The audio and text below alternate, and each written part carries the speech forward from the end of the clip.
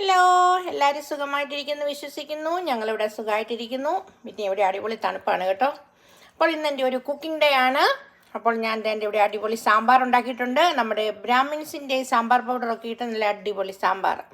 ഇതിനകത്ത് യൂസ് ചെയ്തിരിക്കുന്ന മിക്ക വെജിറ്റബിൾസ്, ഈ മുരിങ്ങക്കോല്, പിന്നെ ഇതിനകത്ത് ഇട്ടിരിക്കുന്ന നമ്മുടെ കോവയ്ക്ക, ഇതൊക്കെ നമ്മുടെ ബായ്ക്കാടിലെയാണ് നമ്മൾ കട്ട് ചെയ്ത് വെച്ചിരുന്നതാണ്. ഞാൻ ഇതൊക്കെ നേരത്തെ പറഞ്ഞിട്ടുള്ള നമ്മുടെ വെജിറ്റബിളൊക്കെ നമ്മൾ കട്ട് ചെയ്ത് വിൻ്റർ ടൈമിലേക്ക് വെക്കാറുണ്ടെന്ന്. അപ്പോൾ അതൊക്കെ ഇട്ട് നമ്മൾ ഒരു സാമ്പാർ ഉണ്ടാക്കി. പിന്നെ ഈ ബീട്രൂട്ടൊക്കെ നമ്മൾ വാങ്ങിച്ചാൽ കേട്ടോ. അപ്പോൾ അടുത്തതായിട്ട് ഞാനിവിടെ ദോശമാവ് അരച്ച് വെച്ചിട്ടുണ്ട്. അതിന് ഒരു ചമ്മന്തി ഉണ്ടാക്കണേ.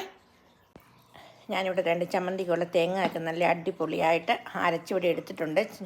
കോക്കനട്ടും ഇച്ചിരി മുളക് പൊടി, നമ്മുടെ കാശ്മീരി ചില്ലി പൗഡറും കുഞ്ഞുള്ളി എല്ലാം കൂടെ തന്നെ ഇവിടെ അരച്ചെടുത്തിട്ടുണ്ട്. നമ്മുടെ ദോശയുടെ മാവ് തന്നെ ഇവിടെ പൊങ്ങി റെഡിയായിരിപ്പുണ്ട്.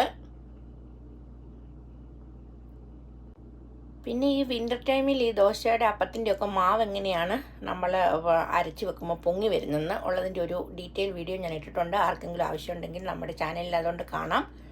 വിൻ്റർ ടൈമിൽ ഇവിടെ ഭയങ്കര പാടാണ് നമ്മുടെ മാവ് പൊങ്ങി കിട്ടാനായിട്ട്. അപ്പോൾ അതിൻ്റെ ഒരു വീഡിയോ ഞാൻ ചെയ്തിട്ടുണ്ട്. ആവശ്യമുള്ളവർക്ക് കണ്ടു നോക്കാം. പിന്നെ എനിക്കൊരു ബ്രോക്കലി തോരൻ ഉണ്ടാക്കണേ. അതിനായിട്ട് വേണ്ടി ഞാൻ ബ്രോക്കലി ഒരു സിങ്കിനകത്ത് വെച്ചിരിക്കുകയാണ്. ഇത് കഴുകിയെടുക്കണം. പിന്നെ നമ്മളിവിടെ ഇങ്ങനെ ചിരണ്ടിയ കോക്കനറ്റാണ് വാങ്ങിക്കുന്നത് കേട്ടോ, ഇങ്ങനെ പാക്കറ്റിൽ കിട്ടുന്നത്. ഈ ബ്രോക്കലി, ഈ 2 വലിയ ബ്രോക്കലിയുടെ പീസ് എടുത്തിട്ടുണ്ട്. ഇത് നമുക്ക് തോരൻ ഉണ്ടാക്കണം. തോരൻ ഉണ്ടാക്കാനായിട്ട് ഞാനിവിടെ നമ്മുടെ ബ്രോക്കലി ഒനിയനെല്ലാം കട്ട് ചെയ്തെടുത്തിട്ടുണ്ട്. അതിൻ്റെ ഇടയ്ക്ക് കോഫി ടൈമായി. അപ്പോൾ കോഫി, പിന്നെ ഞാൻ ഉണ്ടാക്കിയ വട കഴിക്കുവാണ്. അങ്ങനെ നമ്മുടെ ബ്രോക്കലി തോരൻ ഇവിടെ റെഡി ആയിട്ടുണ്ട്. ഇതാണെങ്കിൽ ഉണ്ടല്ലോ വെരി ഈസി ആയിട്ട് വെക്കാവുന്ന ഒരു തോരനാണ്. ട്രൈ ചെയ്യാത്തവരൊക്കെ ട്രൈ ചെയ്യണം. പിന്നെ ഞാൻ ഇതിനകത്ത് 2 മുട്ടയും കൂടെ ഇങ്ങനെ പൊട്ടിച്ചിട്ടു സ്ക്രാമ്പിൾഡ് ആക്കിയിട്ട് ഇങ്ങനെ മിക്സ് ചെയ്തു. അപ്പം നല്ല ടേസ്റ്റ് വരും. ടേസ്റ്റ് കൂടാൻ വേണ്ടി അങ്ങനെയോട് ചെയ്തു. പെട്ടെന്ന് റെഡിയായി. അങ്ങനെ നമ്മുടെ കുക്കിംഗ് ഒക്കെ കഴിഞ്ഞു.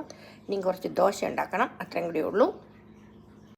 പിന്നെ കുക്കിംഗ് ചെയ്യുന്നതിനിടയിൽ കേരള മിക്സ്ചർ, ഹോട്ട് മിക്സ്ചർ ഉണ്ടോ, അപ്പോൾ ഇതും കഴിച്ചുകൊണ്ടാണ് എൻ്റെ കുക്കിംഗ് ഞാൻ ചെയ്യുന്നത്. അപ്പോൾ ഇന്നത്തെ കുക്കിംഗ് വീഡിയോ എല്ലാവർക്കും ഇഷ്ടമായെന്ന് വിചാരിക്കുന്നു. വീഡിയോ ഇഷ്ടമായാൽ എപ്പോഴും പറയുന്ന പോലെ തന്നെ ഷെയർ ചെയ്യാനും ലൈക്ക് ചെയ്യാനും സബ്സ്ക്രൈബ് ചെയ്യാനും മറക്കരുത്. പിന്നെ മറ്റൊരു കാര്യം, നിങ്ങളുടെ ഫീഡ്ബാക്കൊക്കെ എന്നെ അറിയിക്കണം. അപ്പോൾ നമുക്ക് അടിപൊളി മറ്റൊരു വീഡിയോയുമായി വീണ്ടും കാണാം. Thank you. Take care. Bye bye.